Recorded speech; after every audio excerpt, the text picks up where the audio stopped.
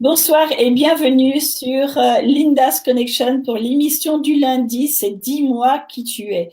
Aujourd'hui, j'ai l'honneur, le plaisir de rencontrer et de recevoir, parce que rencontrer, je l'ai déjà rencontré, mais de recevoir dans l'émission, eh bien, Jean-Claude Lardinois. Alors, qui est Jean-Claude Lardinois?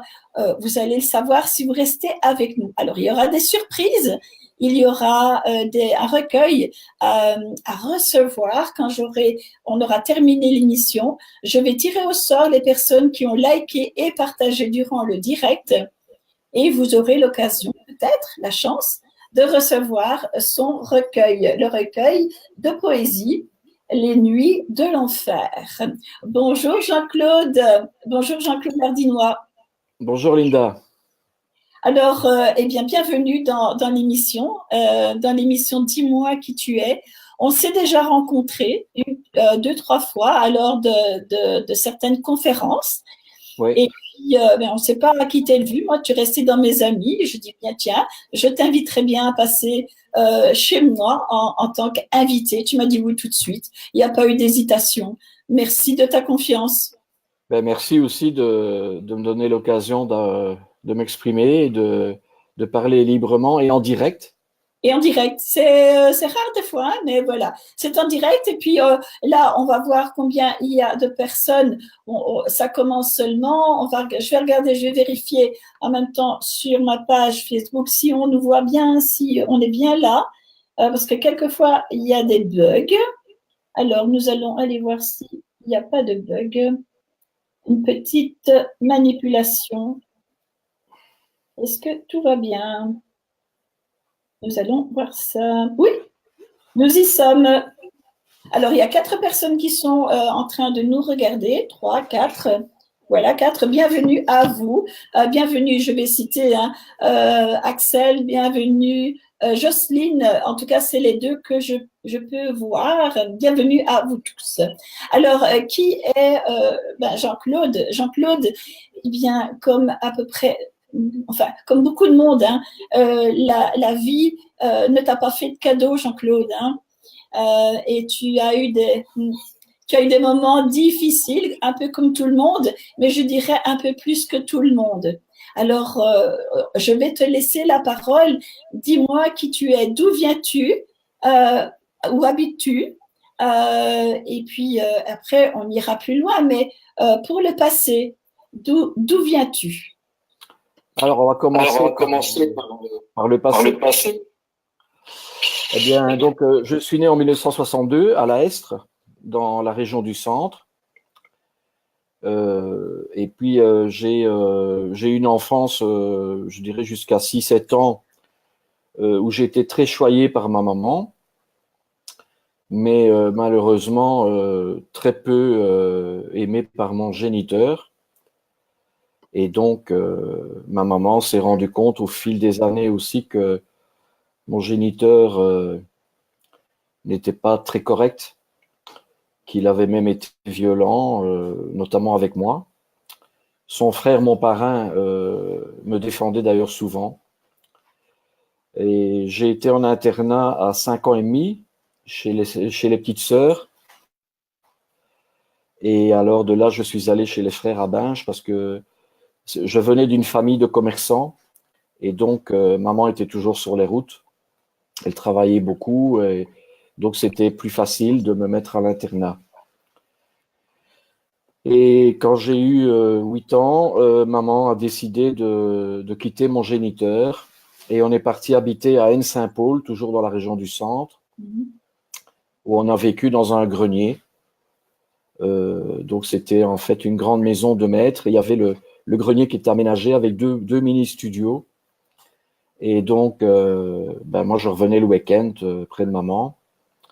J'ai su beaucoup plus tard que maman se privait même de nourriture dans la semaine. Ça fait un peu Zola, mais c'est du vécu Oui. pour que je sois le mieux possible, quoi. Et donc, des frères de Binche, je me suis retrouvé à l'internat à Lheureux. Donc, en fait, j'ai touché un peu aussi à tous les types d'écoles parce que, bon, je passais des petites sœurs aux jésuites, puis des jésuites à de l'enseignement de l'État, comme on disait à l'époque. Là, par contre, je suis resté quelques années à l'internat à l'Heureux avant qu'on me mette à la porte, parce que bon, j'étais un enfant assez difficile, un jeune adolescent compliqué, difficile aussi, déjà dans les addictions à 12-13 ans. Et dans quelle addiction étais-tu? j'avais déjà les premières addictions par rapport à l'alcool. Ça commençait déjà à 13-14 ans. Plus deux, trois choses que j'ai touchées à l'époque, notamment l'éther, etc. Et la colle, peut-être? Pas la Oui, oui, oui, niveau la je ne colle. citerai pas de marque, mais oui, il y avait ça aussi. Oui, ben écoute, on a à peu près le même âge, hein, donc Ouais. voilà. Donc oui, oui. Et Alors, donc, j'étais souvent puni, donc parce que en fait, bizarrement, je travaillais bien, j'avais de très bons résultats, j'avais toujours 0 en discipline. Parce qu'à l'époque, on avait dans les bulletins une cotation spécifique pour la discipline. C'était sur 20 et j'avais pratiquement chaque fois 0 sur 20. Il y a même une année où j'aurais dû redoubler à cause de ma moyenne en discipline qui était de 12 sur 100. waouh. Ouais, il n'y a pas de quoi être fier. Mais Écoute, heureusement, j'avais 80, 85 ou 90 dans les autres branches. Donc, il y a eu un conseil de classe et puis finalement, on m'a laissé passer. Donc, j'étais en 5e latine à l'époque. Et alors, mais par contre, j'ai dû quitter l'internat parce qu'on avait fait des grosses conneries. On avait notamment inondé 2 dortoirs pendant que les grands étaient à Paris en voyage scolaire. Enfin bon, voilà. Et je me souviens qu'à l'époque, comme j'étais souvent puni, les éducateurs de cette époque-là étaient d'une génération où on essayait de donner des punitions utiles. Et d'accord. donc, je crois que j'ai dû écrire 5 ou 6 fois le Becherel complet, ce qui m'a permis d'apprécier la conjugaison française. Ah ben ça c'est Et voilà. Alors, on me donnait aussi souvent des résumés de textes ou des dissertations. Et alors, comme j'étais privé très très souvent de télévision ou de cinéma ou de sport, malheureusement, je pouvais lire dans ma chambre jusqu'à 10 heures du soir. Mais je lisais beaucoup plus tard parce que j'avais des lampes de poche et je lisais en dessous des draps. donc si je peux résumer, tu faisais des conneries exprès pour pouvoir être puni. J'ai En bien compris. partie. J'ai Mais compris enfin, ton j'ai compris ton manège, hein. ouais, mais je ne savais pas à l'époque pourquoi j'étais comme ça. Je ne l'ai su que en 2010, quand j'étais à l'Institut Saint-Jean-de-Dieu, où là, on m'a fait toute une série d'examens, mais j'en parlerai tout à l'heure.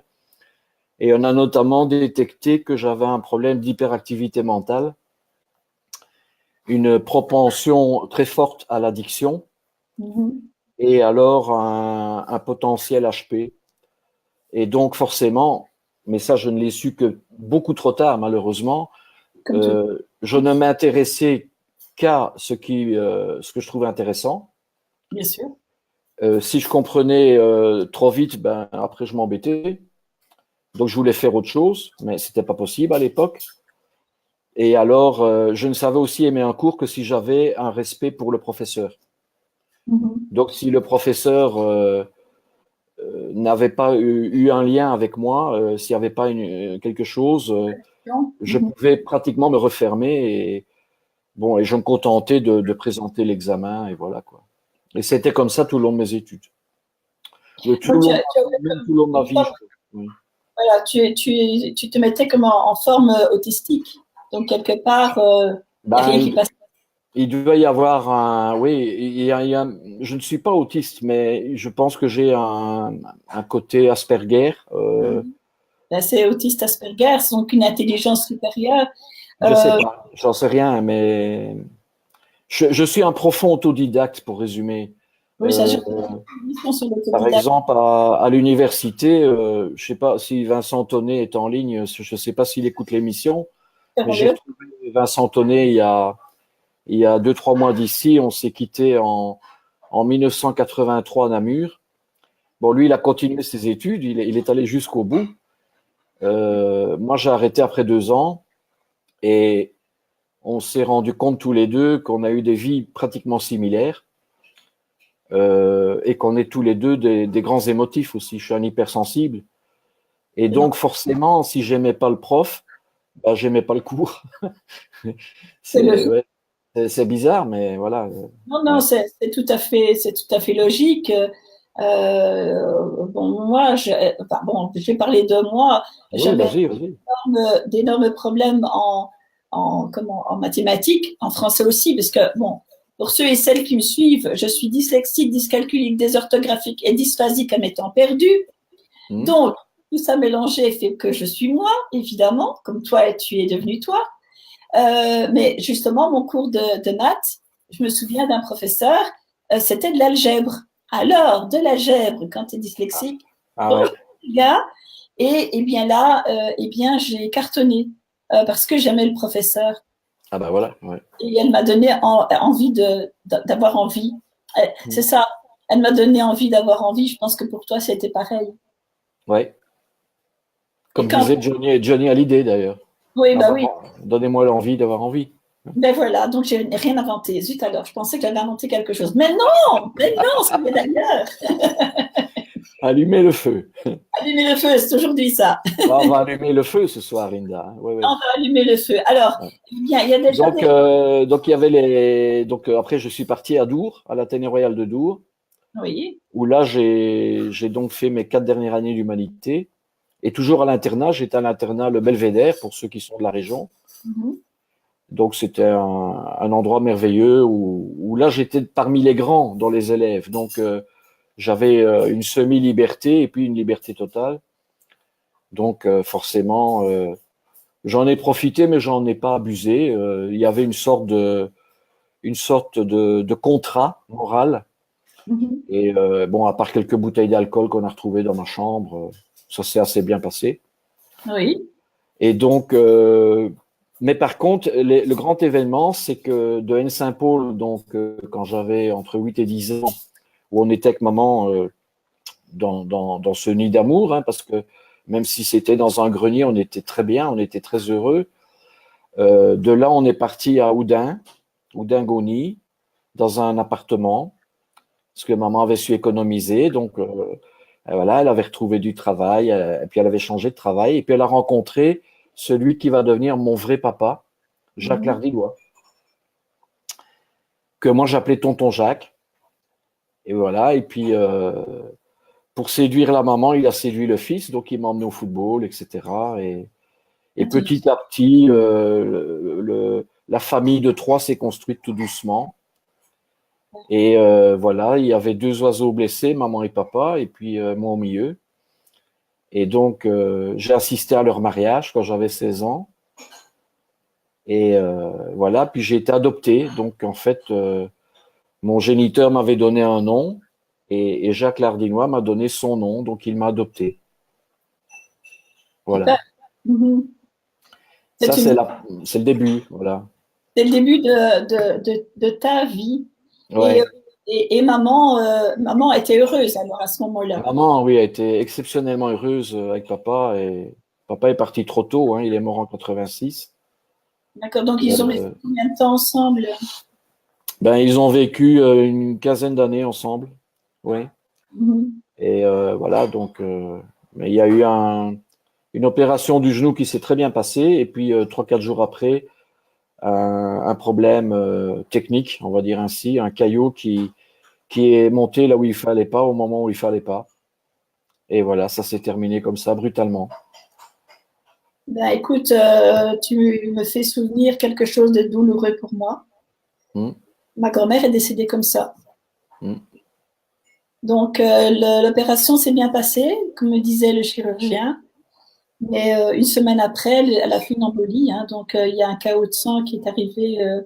Voilà. Et elle a fait une hémorragie interne. Et puis, bon, elle a fait un arrêt cardiaque. Ouais. Mais l'opération s'est bien passée. Voilà. Oui. Donc, Ah oui, c'est toujours trop tôt hein, quand on perd les siens. Et bon, en plus, en 3 ans, on a perdu mon grand-père, Charles, puis OK. papa, et l'année d'après, mamie. On a perdu les trois en 3 ans. Voilà. Donc, pour maman, ça a été très douloureux et voilà. Bon, moi, entre-temps, je commençais déjà à bien plonger dans l'alcool, Ah, d'accord. Et mais c'est tout pour ça, l'anecdote, oui. c'est tout ça qui a fait que t'as Non, plongé. non, non, non, non, non, non, non, non, non, pas du tout. J'ai pas d'excuses. Moi, je suis tombé dans l'alcool parce que j'aimais ça, hein, j'aimais boire, quoi. Ouais. Ah C'est bah comme oui, on va pas, Astérix, Obélix. oui, je vais pas faire une théorie de 2 heures. Hein, quand on me demande mais pourquoi, ben, je dis bah, parce que j'aimais bien. Voilà, c'est tout. Je savais pas à l'époque qu'il y avait 6% de la population qui était addictive. Mhm. Comme ça, ben, on n'a pas de bol, on est comme ça, on a ça, et j'aimais bien. Donc maintenant, je suis addictif aux chips bolognaises de la marque, je dirais pas la marque, mais Mais voilà. Donc, et il y a que ceux-là que j'aime. Il faut pas me donner des chips bolognaises d'une autre marque. mais Tu vois, ben oui, eh ben ouais, c'est drôle. C'est ouais, je suis drôle, mais enfin, addictif. là, ça te fait grossir, d'accord? Mais bon, c'est pas si, voilà. Je perds du poids, tu sais. Tu Depuis peux- 3 mois, en, je en mangeant m'amuse. en mangeant des chips, tu maigris, toi. Non, non, non. Depuis 3 mois, je m'amuse 14 heures par jour, 7 jours sur 7. Bon, j'en parlerai tout à l'heure parce que je m'occupe beaucoup de nos auteurs et voilà. Et donc, forcément, je perds du poids parce que je dors pas beaucoup, je m'amuse, donc je travaille beaucoup, mais c'est pas travailler. Moi, je fais enfin ce que j'ai toujours rêvé de faire. Et voilà. Donc, j'ai perdu quelques kilos depuis le 18 septembre. Eh bien, Donc, moi aussi. bon, de temps en temps, je me fais un petit plaisir et voilà quoi. Un Tu petit manges paquet des de chips. Voilà.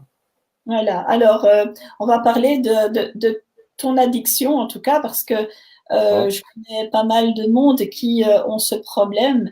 ouais, Euh, ben, je vais commencer par mes parents. Hein. Mes parents, je l'ai déjà dit dans d'autres émissions, j'avais maman et papa alcooliques. Donc, pour moi, c'était un peu compliqué, évidemment, à vivre ça. J'ai été mise de côté, donc on m'a mis chez ma grand-mère parce que voilà, je serais mieux chez elle, évidemment. Donc voilà. Donc papa, lui, est reparti aux États-Unis, maman est allée vivre au Canada et moi je suis restée en Belgique. Donc ça ah ouais. c'est ma petite vie à moi. Euh, mais c'est vrai que l'alcoolisme, l'alcoolique, je pense en tout cas, ne voit pas le ravage qu'il peut causer C'est vrai. de lui. Il ne pense qu'à lui, c'est pas de l'égoïsme, hein, mais il pense qu'à lui et ce qui est alentour n'existe pas. Qu'est-ce que tu en penses? Ah ben, tu as tout à fait raison. Hein. Je suis le premier à reconnaître ce que tu viens de dire. Euh, moi, au fur et à mesure que je suis rentré dans le monde de l'alcool, bon, tout en perdant de plus en plus le contrôle, donc en Oui, devenant esclave du produit, j'ai laissé autour de moi des dégâts collatéraux importants.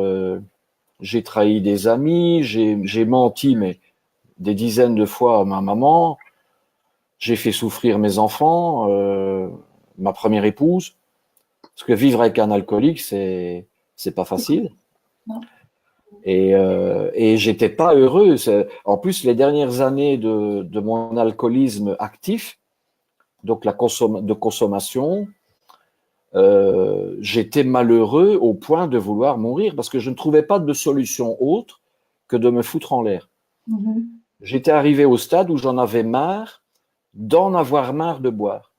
Oui, Donc le plaisir était déjà bien parti depuis des années, il n'y avait plus de plaisir. C'était de l'esclavage. Et j'arrivais pas à arrêter.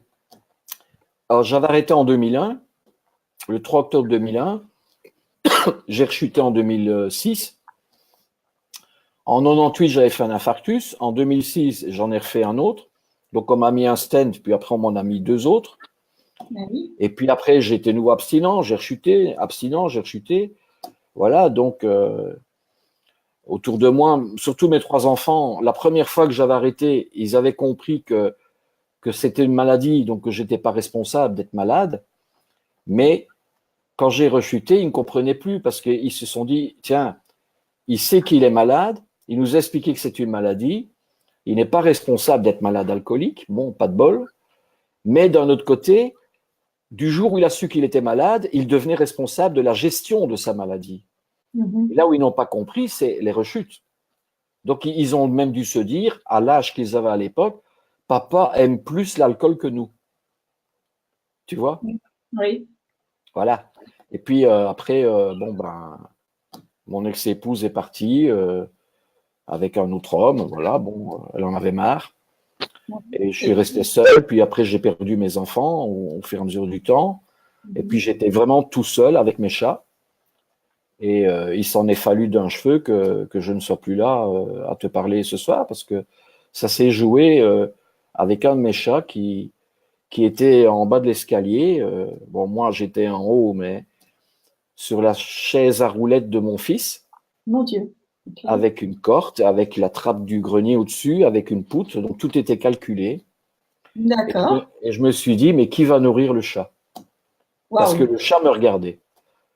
Et heureusement, je suis descendu de cette chaise à roulettes qui n'a pas bougé, qui n'a pas glissé. C'est un miracle. C'est un miracle. Oui. Et là, un deuxième miracle est arrivé dans ta vie, je pense. Un peu plus tard, oui, en fait, je suis rentré à Saint-Jean-de-Dieu à Leuze. Donc, c'est un institut psychiatrique spécialisé dans la santé mentale, dont notamment 2 départements s'occupent de ceux qui ont un problème au niveau dépression, etc., stabilité de l'humeur et éventuellement dépendance au médoc.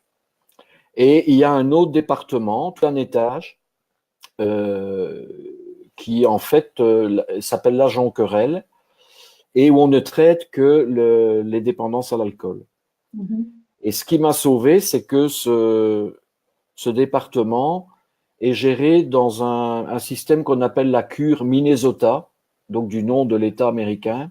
Oui. Ah oui. Et pourquoi ça s'appelle comme ça? Parce que là-bas au Minnesota, ils ont mis en place, dans les années 50, un système de cure qui est basé en partie sur le programme des 12 étapes des alcooliques anonymes.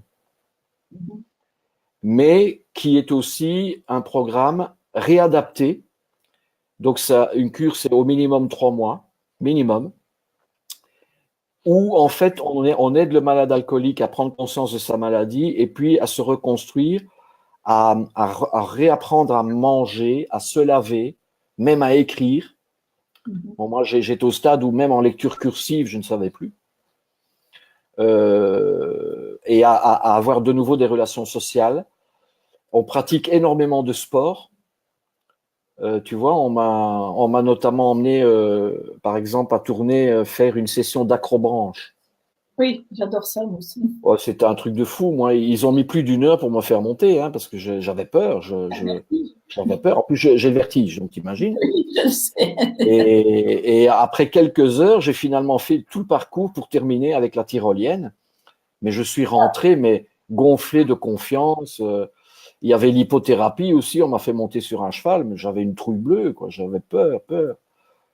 Mais voilà. Alors, heureusement, il y avait la natation. Donc, comme j'ai toujours aimé le monde aquatique, ça m'a beaucoup aidé. Énormément de marches, beaucoup de vélo, de l'escalade, du volleyball, la pétanque. Enfin, voilà. Je peux t'interrompre avec le monde aquatique? Oui. Pourquoi étais-tu heureux dans le monde aquatique? Parce que tu ressentais les vibrations quand tu étais dans le ventre de ta maman. Ah oui, c'est possible, oui. Oui. Et à ce moment-là, tu reprends de la confiance, tu reprenais la confiance et le bien-être. C'est pour ça que tu aimes le monde aquatique. Oui. Parce que tu étais très proche et tu es très proche de ta maman. Et c'est pour ça qu'on aime l'eau. En tout cas, quand on aime nager, c'est toujours par rapport au liquide amniotique dans le ventre de la mer. Oui. Oui. Mais oui, tout à fait. On m'avait expliqué ça à l'époque. Oui. Et alors, pour l'anecdote, ici, à partir de janvier-février, je vais reprendre la plongée sous-marine. Waouh, c'est encore plus profond. Waouh. Ouais, donc je vais repasser mes brevets parce que j'avais mes brevets entre 16 ans et 18 ans, j'avais passé mes brevets. Mais bon, il y a tellement longtemps que j'ai dit que je voulais tout recommencer à zéro. Voilà, mais je vais juste m'arrêter au brevet qui permet d'aller à moins 15 mètres, quoi. J'ai pas tellement envie d'aller plus bas. Ce que je veux voir se trouve entre 0 et moins 10 mètres, quoi, en gros. Alors, ce qui est Je me sens bien dans l'eau, oui, oui, oui. Moi, oui, oui, ah oui, oui, tout à fait. Dès que je peux nager, je suis heureux, oui. Comme un alors, poisson dans l'eau. moi, je fais souvent la planche. Je Oui. fais souvent la planche. Mais ce qui est marrant, c'est que moi, j'ai pas le vertige et j'aime pas forcément les profondeurs J'ai essayé de Ah, faire de la plongée et je ne suis pas bien du tout dans l'eau. ah Dans ouais. les profondeurs, je suis pas bien. Ouais, ouais, ouais. Bah oui, bon. Ouais, Oui, mais la profondeur, pas. Donc, ouais, peut-être que c'est pour ça que je suis toujours dans la tête dans les étoiles, comme on dit. J'ai ouais, ouais. la tête en l'air. C'est la tête en l'air, c'est exactement ça. Ouais. Alors, donc, tu sors de là. Ouais. Ben, je sors de là, pas guéri, hein, parce que la maladie alcoolique, c'est une maladie incurable. Donc, je partirai à mon dernier souffle en étant toujours un malade alcoolique. D'accord. Mais j'ai Mais tu beaucoup de dois. chance. J'ai beaucoup de chance. C'est une des rares maladies incurables que l'on peut stabiliser. Waouh. Mhm. C'est quand même un coup de chance phénoménal. C'est-à-dire, et c'est très simple, hein, en fait, il n'y a pas de formule magique. Il suffit de ne pas prendre le premier verre, être abstinent. Après, c'est tout un travail. Il faut apprendre à être heureux sans alcool. C'est ce que j'expliquerai dans mon troisième livre de la trilogie. Et voilà, mais il m'a fallu 4 à 5 ans pour être heureux sans alcool, alors que je ne consommais plus l'alcool. Mhm. Il a fallu beaucoup de temps. C'est tout un travail de, bon, c'est la façon de voir les choses. Moi, je dis souvent, l'important n'est pas ce qui m'arrive, c'est la façon dont je prends les choses, tu vois. Et puis aller en introspection par rapport à Ouais, toi. ouais, Donc, beaucoup, beaucoup, beaucoup, beaucoup, beaucoup. Ouais, ouais. tu fais de la Et plongée, alors, mais tu vas aussi dans les profondeurs de toi-même. oui, oui, oui, tout à fait, mais c'est ce qu'on a, bon, on appelle ça de la pleine conscience, tu vois, de vraiment être en conscience avec soi-même et prendre le temps parfois. Je m'accorde parfois des petites, des petits rendez-vous d'un quart d'heure comme ça, où je m'accorde du temps Mhm. pour prendre le temps de réfléchir ou de ne rien faire, tout simplement. Mais tu sais qu'il faut prendre le temps de rien faire, hein. Oui, pour un hyperactif, c'est compliqué, mais je me force, je m'entraîne. Alors, C'est- je vais Oui, répéter, en tout cas, à dire aux personnes qui sont là en direct, si vous voulez recevoir en cadeau hein, ce soir, je vais tirer au sort au moins 5 personnes pour recevoir le recueil de Jean-Claude. C'est Les Nuits de l'Enfer. Donc, c'est un ouais. recueil de poésie qu'il nous offre ce soir. Donc, ça, c'est juste un magnifique cadeau que tu nous fais. Bon, c'est peu de choses. Non, mais c'est très sympathique. Merci beaucoup. Donc, je tirerai au sort si vous likez et partagez l'émission en direct. Et quand j'irai voir après l'émission qui a liké et partagé, je tirerai au sort et vous aurez les noms juste après que j'aurai choisi piqué au sort. Bonne Alors, chance. bonne chance à tous en tout cas. Donc, je vais dire bonjour Suzette, bonjour Myriam, bonjour Yolande, bonjour Marianne, bonjour Axel, bonjour Babette. Alors, il y a bonjour Jocelyne. Alors, j'espère qu'il y en a d'autres qui sont là. On est 12 à regarder l'émission. Vous êtes bien dans 10 mois qui tu es. Ce soir, j'ai l'honneur de recevoir Jean-Claude Lardinois, qui est extraordinaire parce que il a vécu des moments difficiles et je pense que l'amour l'a sauvé. Est-ce que tu vas nous en Ouais, parler de ouais. cet amour? Oui, oui, oui, mais ça a changé ma vie, hein. Donc en fait, quand je suis sorti de Saint-Jean-de-Dieu, donc j'avais déposé mon dernier verre le 10 juin 2010. Et donc j'avais fait une cure avant, hein, de 3 mois, mais bon, j'ai rechuté quelques semaines après. J'y suis retourné et le 10 juin 2010, donc j'ai déposé mon dernier verre. Et alors là, je suis sorti de cure le 16 août. Le 16 août. Et quelques jours après, je me suis présenté au Forum parce que j'avais un projet de recherche d'emploi et on avait vu que le Forum organisait un recrutement de conseillers en orientation d'emploi. Et pour être sûr de voir si ce cadre de travail me convenait, je suis allé me présenter pour faire ce qu'on appelle un MISIP. C'est une mise en situation professionnelle qui permet de faire une sorte de stage sur le site de ton futur employeur éventuel pour comprendre le métier, ce que tu vas faire, comment ça s'organise, etc. Donc c'est un stage bénévole hein, qui n'est pas rémunéré, mais qui permet d'avoir un premier contact avec peut-être son futur professionnel. Mhm. Et donc je me suis présenté à l'accueil, parce que j'avais rendez-vous avec la directrice du Forum.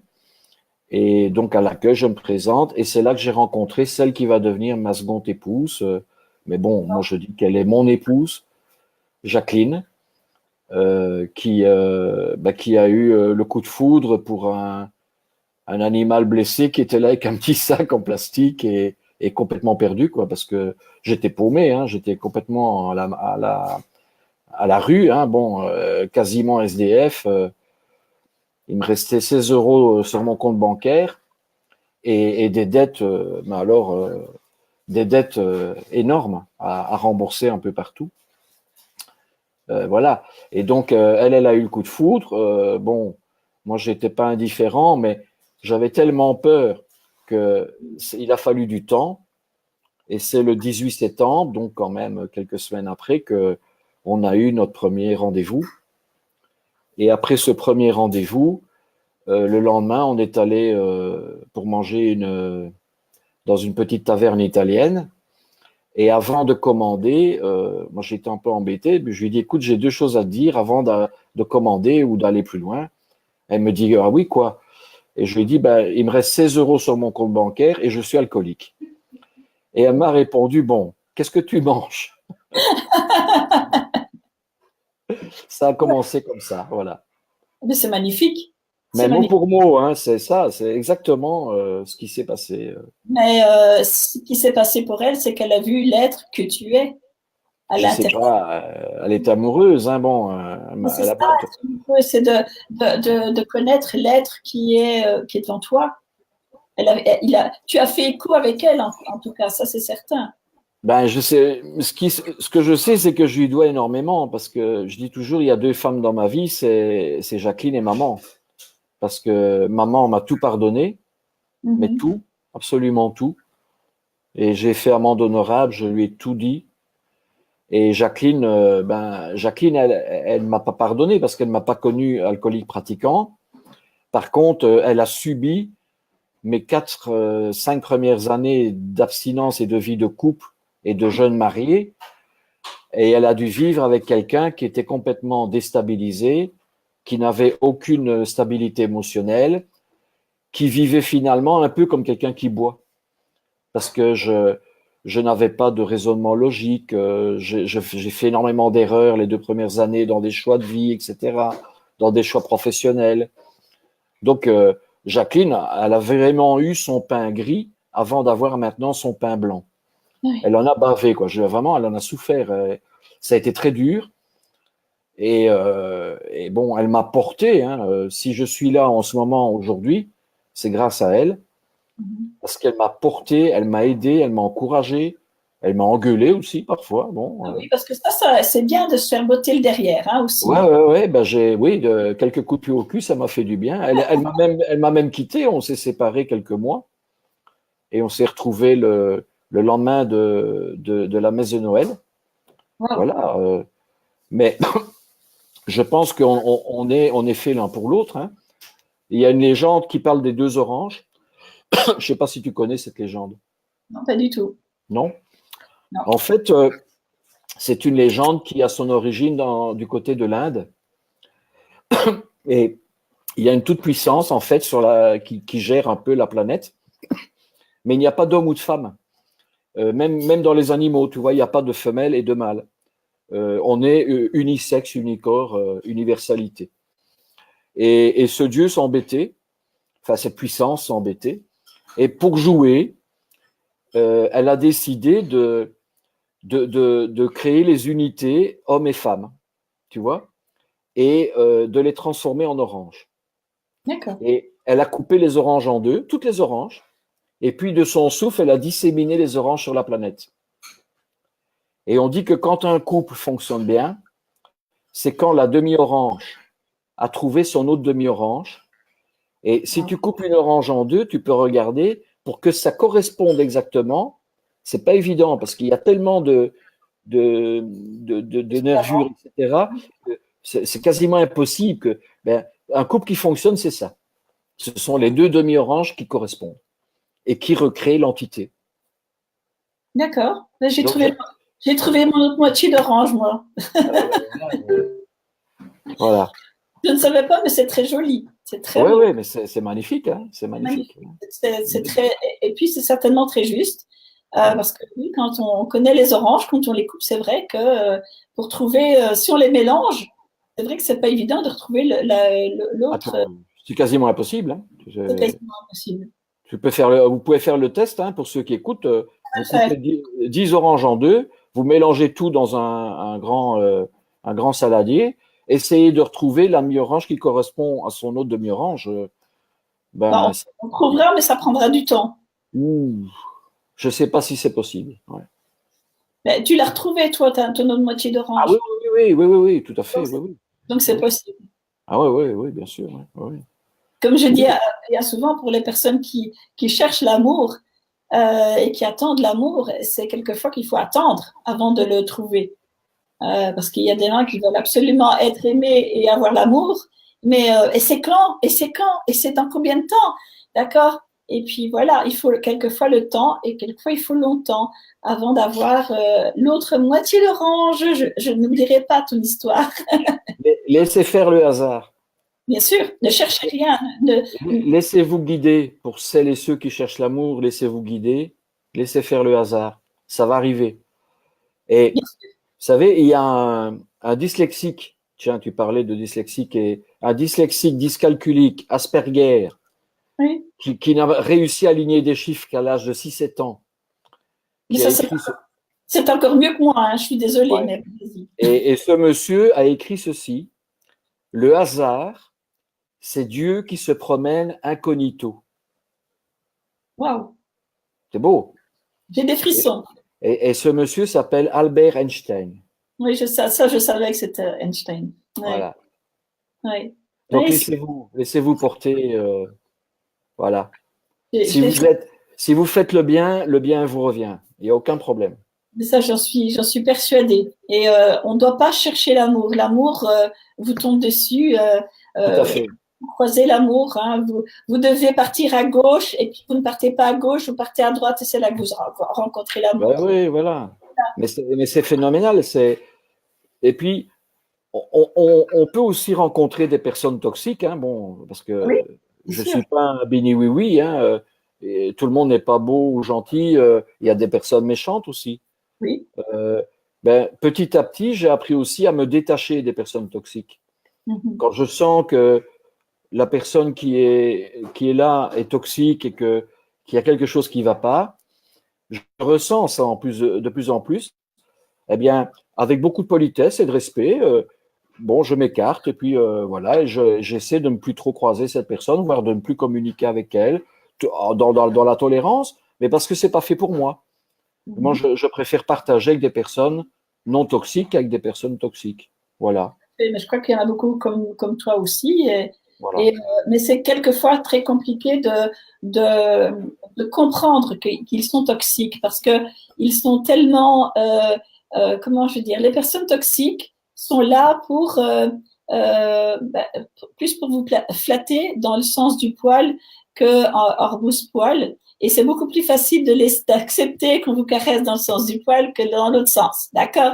Les vrais amis, les personnes qui sont bonnes pour vous, eh bien, ils vont aller en contresens et ils vont te dire tout ce qui ne va pas. Et ça, ce sont des vrais amis. Quand ils vous le disent de vive voix, d'accord? Parce que bon, il y a des amis comme ça qui disent derrière vous, mais quand vous avez des amis qui vous disent vraiment qui vous êtes, eh bien là, c'est chapeau. Et puis là, vous êtes sûr d'avoir de bons amis. Alors là, c'est merveilleux ce que tu viens de dire parce que j'ai beaucoup de copains et de copines. J'ai très, très, très peu d'amis, mais très peu. Mhm. Il n'y en a pas 5. Voilà, il n'y en a pas 5. Mais par contre, ces amis, pour qui j'ai beaucoup de respect, ils m'ont parfois dit des choses qui n'étaient pas agréables à entendre, mais ils ont eu le courage de me le dire parce qu'ils sont amis. Bien sûr. Et ils m'ont mis devant la vérité. Et comme ce sont de vrais amis, ça m'a fait mal, ça Oui, m'a même fâché, bien sûr. mais je ne leur en ai jamais voulu. Et je suis revenu vers eux un jour en disant, écoute, tu avais raison. Tu avais raison et c'est bien de me l'avoir dit. Mhm. Et les flatteurs vivent aux dépens de ceux qui les écoutent. Jean de La Fontaine Corbeau. il a tout compris, hein, Jean. Hein. Bon. Compris. Pour Serge. l'anecdote, si vous aimez La Fontaine, faites une petite recherche. Il a également écrit des poèmes érotiques délicieux. Ah tiens, Ouais. ah ça je ne savais pas. Et il était coquinou, Jean de La Fontaine aussi, oui. Il était coquinou, d'accord. Bon, ben écoute, je ne connais que le corbeau et le renard, la cigale et la fourmi, évidemment. Hein. Ah, ouais, ouais. Non, mais allez-y, allez-y, franchement. Ouais, ouais. Oui, Ça vaut le d'accord. coup. Intéressant. Eh bien, on ira voir. On Ouais. ira voir. Alors, à l'heure actuelle, on est à 42 minutes de l'émission déjà. Déjà, oh là là, bon, on n'a rien dit encore. Alors, où es-tu au présent? Ah, Alors, quel est ton présent? On a parlé de ton passé. On est ouais, resté un peu trop sur le passé, mais il faut connaître bien le passé pour savoir où est le ouais. présent et où on va vers le futur. Donc, dans ton présent actuellement, donc le présent, tu fais quoi exactement? Ah, oh là là. Alors, le présent, écoute, je vais me limiter aux 5 derniers mois, parce que Oui, sinon, bah oui, écoute-moi, oui. sinon l'émission va durer 1 heure de plus. Alors, en résumé, euh, bon, on va dire, allez, le 18 septembre. Hein, bizarrement, c'est une date qui revient une fois de plus. Le hasard, bon, voilà. Donc, le 18 septembre, on est rentré de l'étranger avec Jacqueline. Et je me suis mis un défi de fou. J'avais fait le pari avec un ami éditeur lui aussi. Il se reconnaîtra, Richard. J'avais fait le pari d'éditer au moins 10 auteurs pour la rentrée littéraire d'automne. Faites pas attention, j'ai un de mes chats qui est en train de passer à côté de moi. On adore les chats. Si vous voyez une grosse queue poilue, c'est mon chat. Voilà. On Et aime ça. donc, ouais, c'était un pari fou. Il m'a dit, écoute, t'es un gros malade, tu vas passer pour un connard. Bon, parce que c'est aussi un ami, il peut me dire ce qu'il veut. Et donc, il m'a dit, nous, on ne fait pas ça sur une année. Et toi, tu es tout seul. Ben, je dis, non, il y a moyen. Jacqueline m'a dit, bah oui, pourquoi pas. Elle se rendait pas compte, Jacqueline, à ce moment-là. Et eh bien, les 2 derniers vont sortir. En fait, Graziella Scuto, comprendre les femmes pour ne plus les faire fuir, Je la connais bien. voilà, va sortir pour les fêtes de fin d'année. Femme de Gilles d'Anthony Malagoli sortira pour le 15, donc pour samedi, à Binche. Waouh. Ok. C'est le premier ouvrage qui rend hommage à la femme de Gilles. Ça n'a jamais été fait.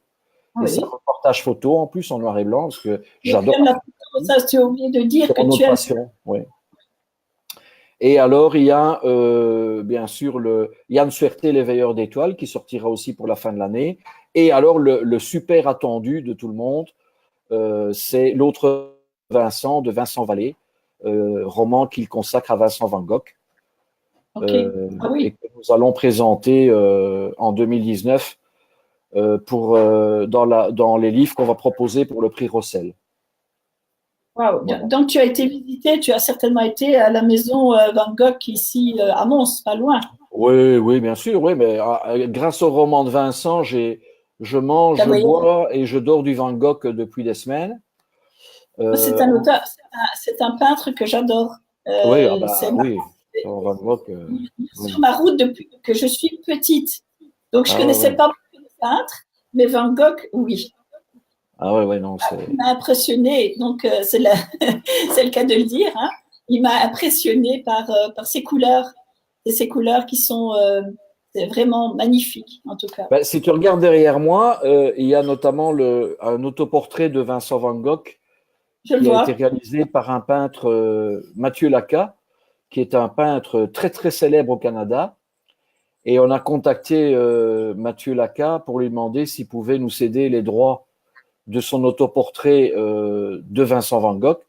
Et cet autoportrait nous a été cédé gracieusement. OK. Et il sera sur la couverture du livre. Waouh. On a vraiment énormément de chance, quoi. Oui, oui, tout à fait. C'est magnifique. Et donc, voilà. Alors, on parlait du hasard. Donc, tu me disais où j'en suis. Eh bien, justement, en te répondant, je réponds aussi à ce que tu as dit juste avant. Oui. Le hasard, c'est bizarre. Ça rime en plus. Le hasard, c'est bizarre. C'est-à-dire que j'avais d'abord tâté de l'édition en éditant mes livres. Je m'étais dit, bon, quitte à tester, autant tester avec les miens. Et donc, forcément, j'ai commis les pires erreurs possibles et imaginables qu'un éditeur autodidacte peut commettre. Je crois que j'ai dû toutes les faire. D'ailleurs, je garde d'ailleurs en collector les exemplaires de l'époque parce que c'est une horreur. Une horreur. Et donc, j'ai rencontré, par hasard, Vincent Vallée, l'auteur dont je viens de te parler. Et Vincent Vallée, après avoir discuté, etc., on a sympathisé, m'a confié la lecture de Verlaine à Rimbaud, qu'il venait de terminer d'écrire. Et j'ai contacté Vincent en disant, écoute, il faut éditer, ça, il faut que ce soit lu. Et il me dit, mais pourquoi tu es éditeur? Je lui réponds non. Mais je dis, si tu veux, on peut essayer. Et il m'a fait confiance. Il m'a fait confiance, alors que j'étais un chômeur, hein, chercheur d'emploi, aucune référence dans le monde de l'édition, 2-3 livres édités, mais dans une qualité catastrophique. Et donc, Vincent m'a confié son bébé, Verlaine à Rimbaud. Je lui en ai fait voir pire que peine. Et voilà, et puis on s'est fâché plusieurs fois, on s'est insulté, on se serait presque battu si on s'était vu à ce moment-là. Mais chaque fois, on s'est réconcilié et chaque fois, on a pris du temps de se parler, de communiquer et on est devenus de vrais amis. Super. Et tu parlais tout à l'heure de la véritable amitié. Un ami, on peut tout lui dire. Eh bien, Vincent fait partie de ces hommes avec qui j'ai eu, je crois, les pires moments de tension et en même temps, on a maintenant une amitié sans limite et beaucoup de respect l'un pour l'autre et on se connaît maintenant. Et encore, on va encore sûrement découvrir des choses l'un de l'autre. Voilà un exemple précis de ce que j'aime dans l'édition, tu vois. J'ai trouvé ma voie. Parce que j'aime écrire, j'aime les livres, j'aime les auteurs.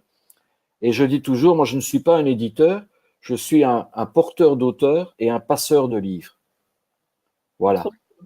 Mhm. Porteur d'auteur et passeur de livres. Et mon modèle, c'est Otchowski Lorenz, c'est POL, hein, l'éditeur POL à Paris. Et Oui. paix à son âme, hein, il nous a quittés il y a pratiquement un an, accident de voiture. Mais il a dit ceci, c'est merveilleux, il a dit, j'aime tellement les auteurs que j'édite et que je publie des livres qui sont encore légèrement imparfaits. Et il disait, je mets imparfait entre guillemets. Et le journaliste lui dit, mais enfin, vous osez éditer un livre qui est encore imparfait? Et il lui a répondu, oui, mais ce imparfait entre guillemets, c'est justement ce qui fait que je respecte la patte de l'auteur et son identité. C'est génial. Ah, c'est beau, hein? C'est très Et beau. c'est comme ça que je veux être éditeur, voilà. Eh bien, magnifique. Ben, écoute, j'ai hâte, en tout cas, comment, Graziella Suto, je connais, hein. Je Ouais. sais que son livre est magnifique. Je l'ai déjà, je l'ai, moi. Ah, Euh, tu as le premier alors, Comprendre les hommes. oui, j'ai le Ouais. premier, j'ai pas le deuxième, mais j'attends le deuxième avec impatience. Ah ouais, ouais. Elle est Si exceptionnelle, hein, Graziella. C'est... elle regarde l'émission, bien évidemment, je lui fais un petit coucou. Ah ouais, ouais, elle est formidable. Ah oui, et donc je lui souhaite beaucoup de succès, en tout cas. Elle va en avoir parce que elle plus, Graziella, elle a un cœur en or, Ah oui, je elle, sais. elle a une bonté d'âme sans limite et c'est une sexologue de très haute qualité humaine et Ouais. elle a cette capacité d'écouter et puis de transmettre et de permettre à des hommes, des femmes ou à des couples de vivre heureux. Et de s'en sortir. et de trouver justement dans la sexualité ce qui peut permettre à l'un et à l'autre de se comprendre. Parce Mhm. qu'un homme et une femme sont tellement différents. Et Graziella a cette capacité, tout le monde n'a pas ça, hein. Non, Franchement. Bon, je peux t'assurer que le livre qui va sortir, j'ai découvert des choses exceptionnelles. Et c'est le livre que que tout le monde doit lire pour comprendre les femmes. J'ai appris énormément de choses sur la femme et sur les femmes en général. Énormément. eh bien, je souhaite vraiment beaucoup de succès à Graziella et puis à tous Ah, elle le tes, mérite. Elle le mérite. bien sûr, et à tous tes autres auteurs.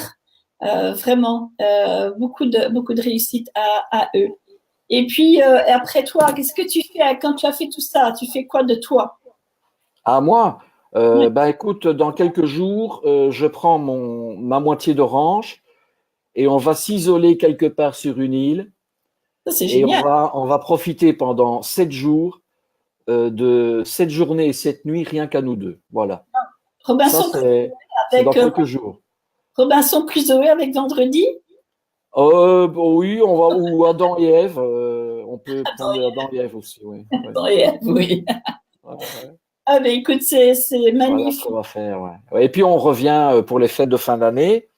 Donc j'irai bien sûr à la messe de Noël à Courseureur parce que c'est là-bas que tout a commencé avec mon premier ouvrage, hein, le journal photographique d'un curé de campagne, que j'avais consacré à un très grand humaniste, le père Bruno Delavie, qui avait d'ailleurs été préfacé par Jacques Gaillot en personne. Donc c'est quand même, voilà, qui est un livre photographique déjà.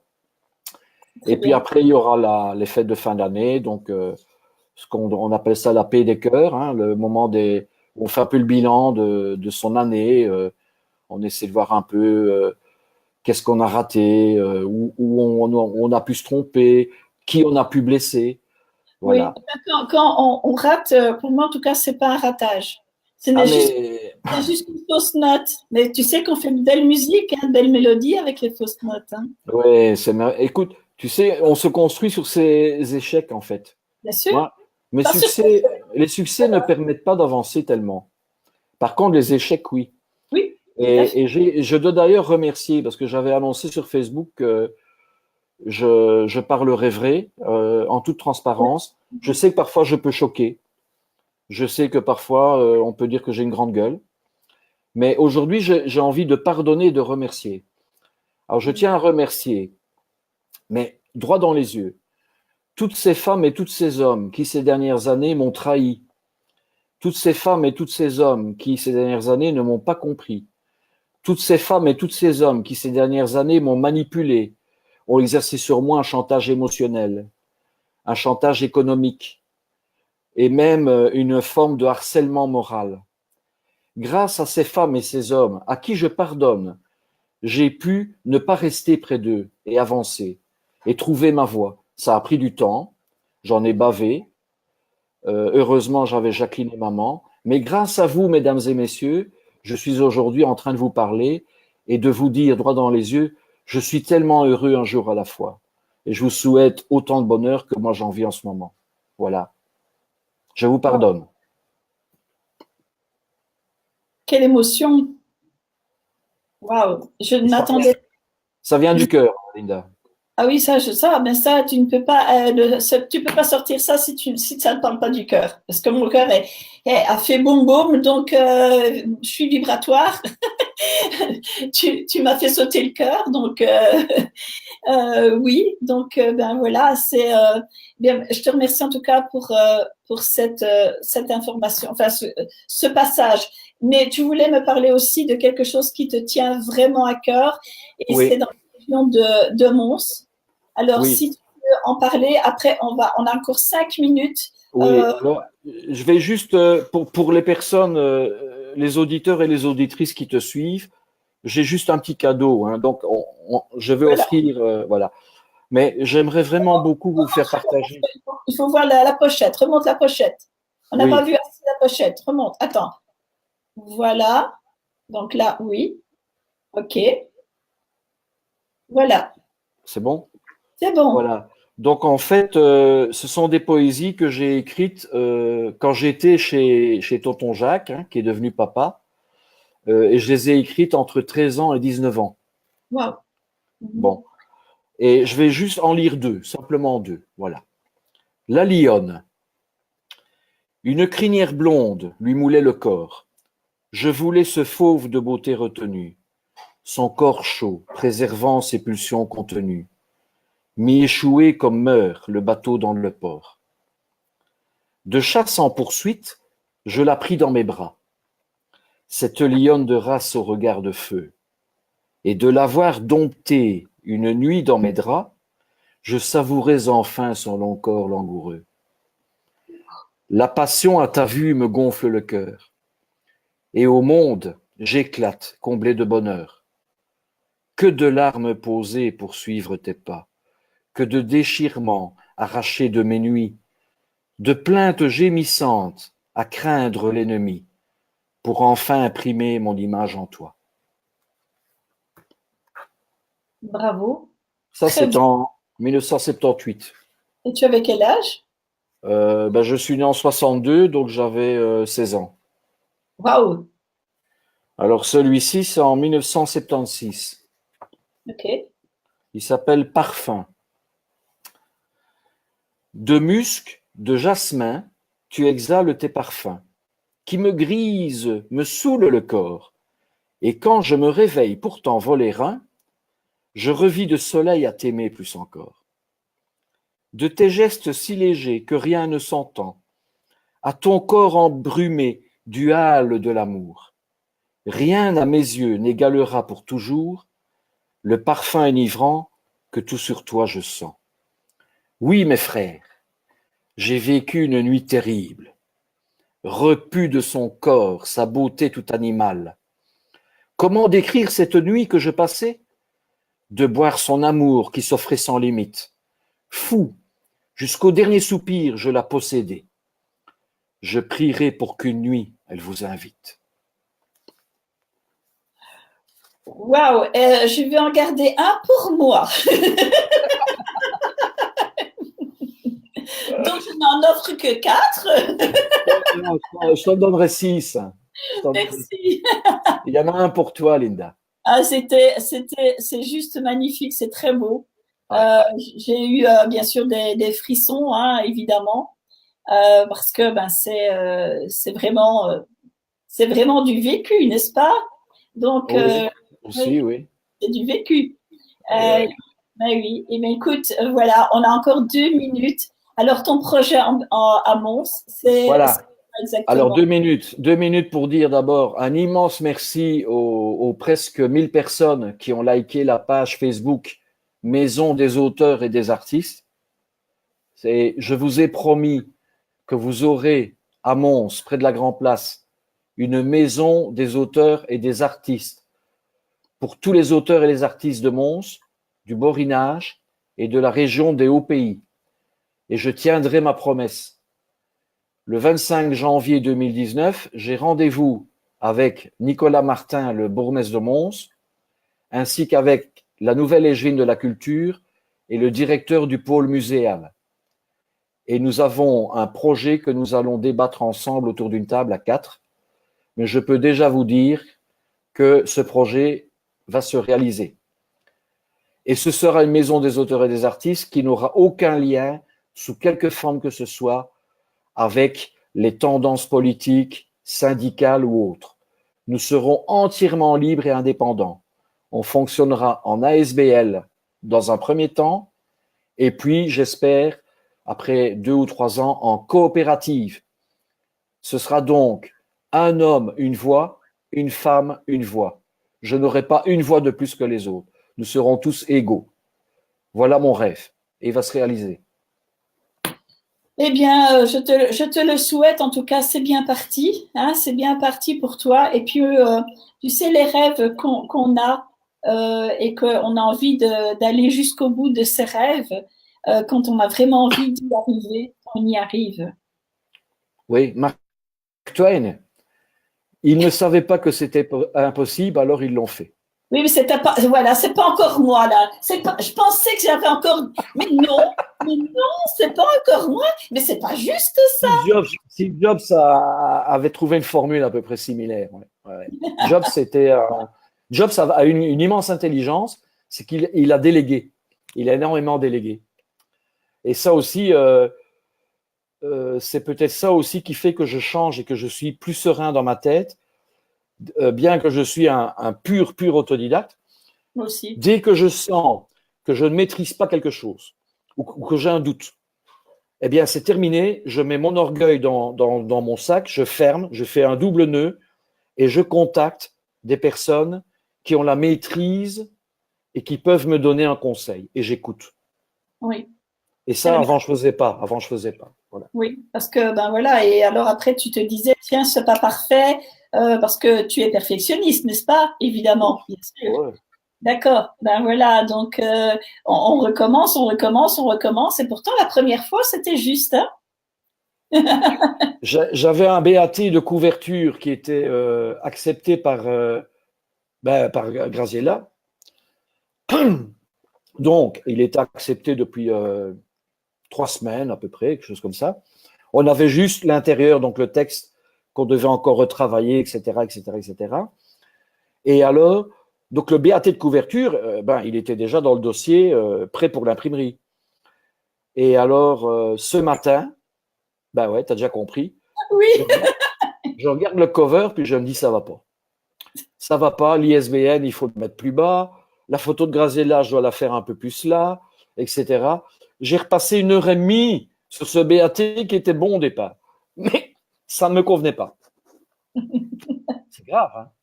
oui, Bon, là, maintenant, il est parti, donc je ne sais plus rien faire. je te comprends à 100%, donc c'est arrivé. Alors moi, je souhaiterais en tout cas t'inviter. Je fais le 19 janvier 2019 à 19 heures un cercle de parole, donc qui s'appelle L'éveil et moi. Eh bien, tu es mon invité d'honneur. Tu es mon invité d'honneur. Voilà. Je serais très heureuse que tu sois parmi nous ce 19 janvier, 19 heures. Donc, 19 janvier à 19 heures. Voilà. Le 19 du 1 à 19 heures. En 2019. En 2019. Tout du 19. Tout du 19. C'est formidable. C'est formidable. Alors, tu es mon invité d'honneur.